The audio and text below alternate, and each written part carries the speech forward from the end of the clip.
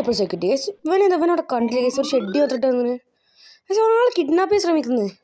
നമുക്ക് security centre കാര്യം ചോദിക്കാം കേസ് നമുക്ക് മണിയാണെന്ന് പറഞ്ഞെങ്കിൽ നമുക്ക് എന്തിനാന്ന് ചോദിക്കാം അപ്പം പറയാം ആക്ച്വലി ഷൂസ് ചെയ്യാൻ തോന്നുന്നു അറിയില്ല എന്നാലും സാർ ആയി ഓക്കെ കേസ് നമുക്ക് ഒന്നിനും കുഴപ്പമുണ്ടോ എന്ന് ചോദിക്കാം സോ ഒന്ന് ഹെഡ്സ് ലെഗ് ബോംസ് ഗോൺ ഓക്കെ കേസ് എന്തായാലും നമുക്ക് അറസ്റ്റ് ചെയ്യാം കാരണം എന്ന് വെച്ചാൽ ഒരാളെ അറസ്റ്റ് ചെയ്യാൻ ശ്രമിച്ചിട്ടുണ്ട്